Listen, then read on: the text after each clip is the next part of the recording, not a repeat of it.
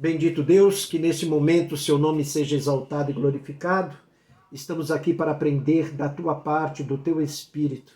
Muito obrigado por nos ter ajudado e nos ter trago até aqui, até este momento maravilhoso em que aprenderemos mais um pouco da tua santa e preciosa palavra. Te agradecemos por tudo que tem feito por nós até aqui, te agradecemos em nome de Yeshua, teu Filho. Amém. Bom, vamos lá, meus irmãos. Nós estamos aí, capítulo 8, 9. Vocês leram? Alguém leu? Ah, sei. Ninguém tem tempo, né? Mas vamos lá. A gente vai falar agora sobre as trombetas aí de Apocalipse, né? Lembrando que está sendo gravado, depois eu também vou jogar para o YouTube, a gente está usando o Teams e o Teams grava, então a gente tem que avisar aí também que está sendo gravado, tá? Vamos aí sobre as trombetas, né? As famosas trombetas. Mas primeiro, o que era uma trombeta, né? Comumente as trombetas elas eram feitas de chifre de carneiro e também conhecida como corneta ou chofar, né? Posteriormente, depois surgiram trombetas de metais, como a gente conhece atualmente, né? Mas para que se usava, né? Ezequiel 33, 3 e 6, avisar sobre o perigo. 1 Reis 1, 34, anunciar um novo rei. Isaías 58, 1, divulgar um decreto. Jeremias 4, 5 e 19, convocar o exército. E Levítico 23, 24 é um chamado para a adoração. Então, através das 7 trombetas, Deus está nos avisando ou avisando ao mundo dos perigos ao seu redor, anunciando que o Rei dos Reis voltará. Então, ele declara o cumprimento dos seus decretos, né, que são as suas profecias e suas promessas, né? Então ele convoca esse grande exército, né, o exército de Deus, para uma batalha e chamando o seu povo para adoração eterna em sua presença, tá? Então vamos lá, vamos ler aí Apocalipse a partir do capítulo 1, Apocalipse 8, aliás, a partir do primeiro versículo aí, 8, 1 a 6, tá? Quando o Cordeiro abriu o 7º selo, houve silêncio no céu por cerca de meia hora. Vi os 7 anjos que estão em pé diante de Deus, e a eles foram dadas 7 trombetas. Então veio outro anjo com um incensário de ouro e ficou em pé junto ao altar. Recebeu muito incenso para misturar as orações do povo santo como oferta sobre o altar de ouro diante do trono. A fumaça do incenso misturada às orações do povo santo subiu do altar onde o anjo havia derramado o incenso até a presença de Deus. Então o anjo encheu o incensário com fogo do altar e o lançou sobre a terra. E houve trovões, estrondos, relâmpagos e um grande terremoto. Em seguida, os 7 anjos com as 7 trombetas se prepararam para tocá-los. Apocalipse 9, 20 e 21. Aqueles que não morreram dessas pragas ainda se recusaram a arrepender-se de seus atos perversos. Continuaram a adorar demônios e ídolos feitos de ouro, prata, bronze, pedra e madeira. Ídolos que não podem ver, nem ouvir, nem andar. E não se arrependeram de seus assassinatos, sua feitiçaria, sua imoralidade sexual e seus roubos. Bom,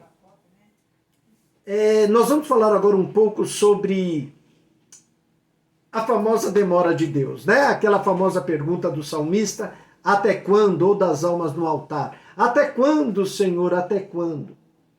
Então a pergunta é, quem nunca, né, de nós sofreu com a demora de Deus? Quem nunca murmurou, né, como o salmista ou como aquelas almas lá no altar, lá, né? Até quando, né? Essa questão aí a respeito da demora de Deus, ele vem atormentando a muitos, que sem uma resposta de Deus têm desprezado a Deus e abandonado a fé. Né? Eles sempre estão exalando suas angústias, suas amarguras diante de Deus e diante também do próximo. Né? Até quando, Senhor, até quando? Vivem assim num estado deplorável, num cristianismo nominal e em total abatimento espiritual. Né? O Apocalipse ele foi escrito exatamente para responder a esse tipo de pergunta. Tá? Ele é um livro com resposta para as nossas angústias, ou a angústia de quem quer viver piedosamente e espera por uma intervenção aí do nosso grande e poderoso eterno Deus, né? Neste mundo que está aparentemente descontrolado e dominado, totalmente dominado pelo mal. Tá? Então Apocalipse 6, 9 a 10 diz assim: quando o Cordeiro abriu o quinto selo, vi sob o altar as almas de todos os que haviam sido mortos por causa da palavra de Deus e por seu testemunho fiel. Clamavam ao Senhor em alta voz e diziam: ó soberano Senhor, santo e verdadeiro, quanto tempo passará até que julgue os habitantes da terra e vingues nosso sangue? Até quando, Senhor? Até quando? A resposta de Deus será sempre a mesma em toda e qualquer circunstância, meus queridos, que a gente passar, tá? Até eu ter completado minha obra, diz o Senhor. Então a tua resposta está aí, a minha resposta está aqui. Até quando? Até ter completado a obra dele. Irmãos, o que a gente tem que entender é o que tem que prevalecer na nossa vida e nas circunstâncias de maneira global é a vontade soberana de Deus. Não temos como fugir disso. Tá? Apocalipse 6,11 diz assim: lhes foi dito que descansem mais um pouco, até que se completasse o número de seus irmãos, seus companheiros no serviço, que se juntariam a eles depois de serem mortos. O Apocalipse ele tem um objetivo de nos fazer perseverar, né? Esperando um pouco mais até que os planos de Deus se cumpram no mundo. Então, os estudiosos aí de Apocalipse, eles são unânimes em dizer que essa terceira parte do livro, né, que é Apocalipse 8 até Apocalipse 11, está entre os mais difíceis de se interpretar. Tá? Então, para melhorar para a gente, o Apocalipse ele está dividido assim, ó. Apocalipse 1 a 3, ele mostra lá a visão de Cristo, né? Apocalipse 1, e das 7 igrejas, Apocalipse 2 e 3. Revelam presente na peregrinação da igreja misturado com o seu povo. Né? Os crentes desfrutam de Cristo na comunhão da igreja e o mundo vê a Cristo através da igreja. Apocalipse 4 e 7, a visão do trono no céu, Apocalipse 4 e 5, e do livro com 7 selos, está em Apocalipse 6 e 7, revelam como Deus nos guarda, né? Guarda o povo dele das tribulações na terra. Então é assim, Deus não livra seus filhos das tribulações, mas guarda e preserva seus filhos na tribulação. Então isso também é uma coisa que nós temos que ter em mente. Tá? Ele não vai nos livrar da, mas vai nos livrar na. E essas tribulações, irmãos, elas podem vir de formas variadas, né? Aí o irmão Wagner, Genival, Silvia, eu, Elaine, Celinha, cada um passa a sua tribulação. Tá certo? Cada um tem aí o seu momento de dor, dificuldade, desespero, amargura, essas coisas todas, né? E principalmente a amargura, a gente tem que se livrar disso, que isso é uma coisa muito perigosa, né? Muito perigosa, né? Mas no demais, tristeza, dúvidas, né? As nossas dúvidas, às vezes elas são muito grandes por não entender realmente a palavra de Deus, principalmente por causa dessa confusão religiosa que existe, né? Afinal de contas, temos quantas igrejas evangélicas, gente? Espalhada no mundo. todas elas dizem que são verdadeiras, né? Todas elas são a verdade. Nunca vi coisa igual. Até Jesus deixou de ser a verdade, né? Para ser, as igrejas são a verdade, né? Os pastores, os doutores da teologia são não são. A verdade verdadeira é Cristo. Esse é a verdade verdadeira. Tá certo? Não tem como sair dessa. As igrejas são locais aí com seus problemas, suas dificuldades, suas verdades e suas mentiras, suas verdades e suas fantasias, né? É isso que é, né? Porque de uma maneira muito grande, muito terrível, nós fugimos, né? Nós fugimos muito da verdade escrita nesse maravilhoso livro, né? Nessa coleção de livros que nós conhecemos aí como Bíblia. Nós fugimos muito, muito, muito, muito. Mesmo porque apareceu aí homens que escreveram até coisas bacanas, mas que detonou o evangelho de uma forma tão grande que hoje nós dividimos a palavra de Deus de uma forma muito louca, muito estranha, né? São doutrinas assim que para mim há muitos anos eu vejo com estranheza porque foge da palavra de Deus, né?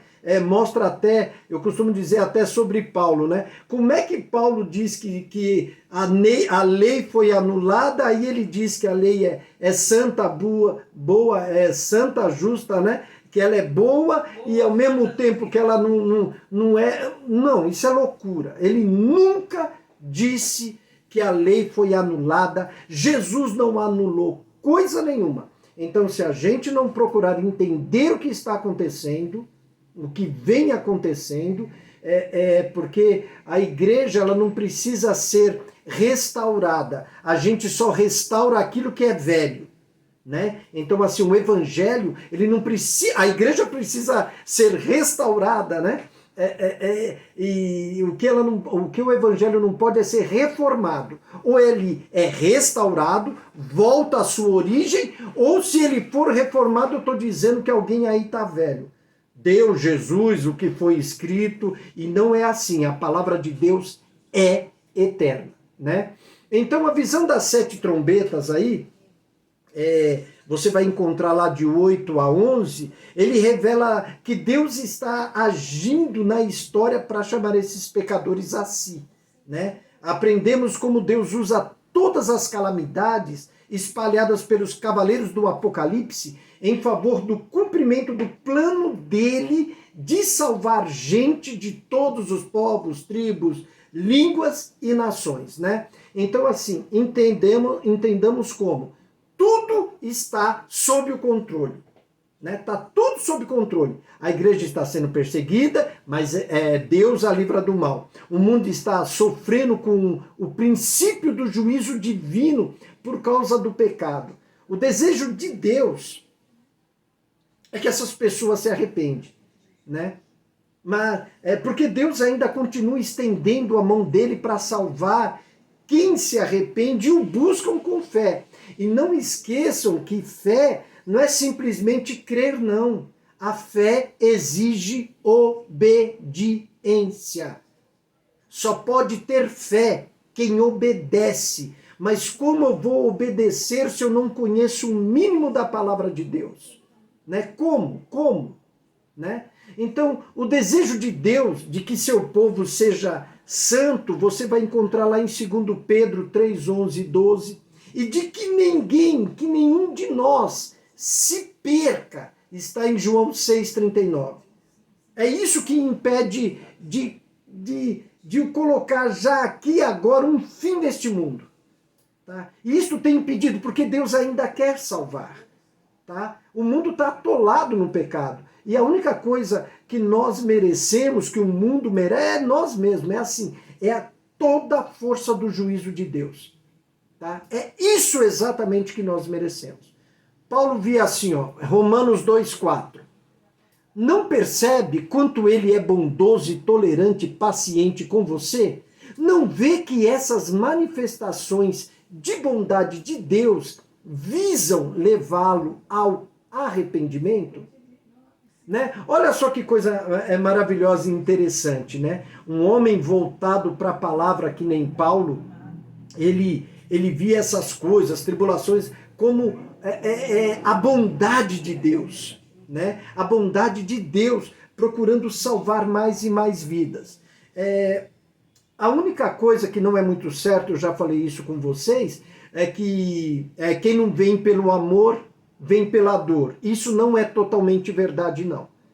Tá certo? Se fosse verdade, nós encontraríamos em Apocalipse que todo mundo seria salvo do que estão passando a tribulação, que estão sofrendo dor. No entanto, muitos ainda vão amaldiçoar ao Senhor. Então, isso não é muito verdade, não. Então, funciona para alguns, mas não para todos, né? Mas o que torna essa leitura de Apocalipse difícil é que a gente é tentado a ler esse livro aí como se todos os capítulos estivessem todos certinhos cronologicamente, né? Mas não é assim que acontece com esse livro, não. Tá? Não é bem assim, não. Então, o Apocalipse ele é feito de 7 sessões que seguem paralelas umas às outras. Apocalipse 1 a 3, 4 a 7, 8 a 11, 12 a 14, 15 a 16, 17 a 9 e 20 a 22. Cada uma delas abrange por inteiro a história que vai desde a primeira até a segunda vinda de Cristo.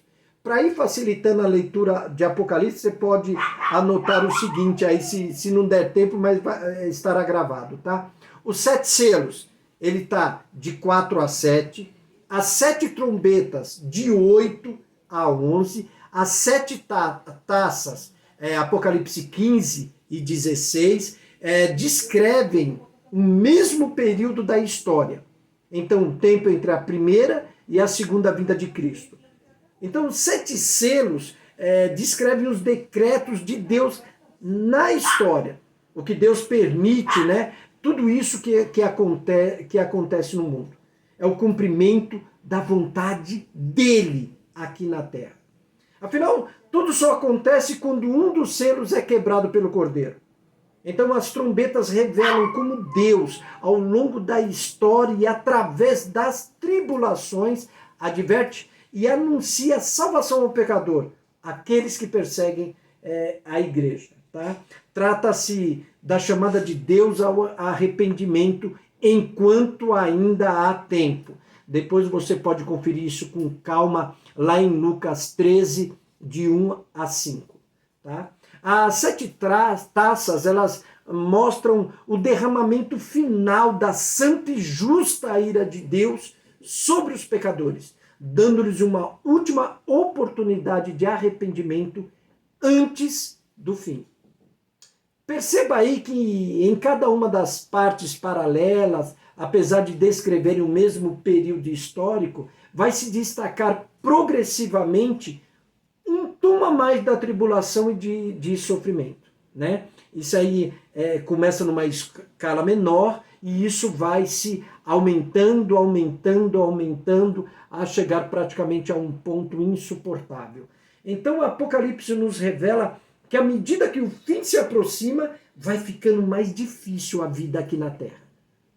Tá? Vocês podem perceber, cada dia que passa, o certo está se tornando errado, o errado está se tornando certo. Então, a mentira está virando verdade e a verdade está sendo desprezada como tolice, como mentira, como uma coisa banal. Né? E isso está dentro das igrejas, está dentro dos lares, está dentro principalmente da política, está dentro de tudo que você possa imaginar. Então, mais uma coisa eu falo para vocês assim, ó, não se espantem quando esses irmãos aí da internet ficam colocando um videozinho, tá acontecendo, isso não é coisa mais para espantar a gente. Não é, gente. Pelo amor de Deus, a Bíblia diz que vai acontecer. Eles podem e a gente que é crente não. Para com isso, para de balela, vai pregar o evangelho. Né? Isso, a gente foi chamado para pregar o evangelho, não ficar com disse-me-disse, não. Tá certo? Foi para isso que nós fomos chamados. O que tem que acontecer, vai acontecer. Não, se a gente não quer, se a gente não quer que aconteça, não vai adiantar nada. Né? Está escrito, vai acontecer, já está acontecendo.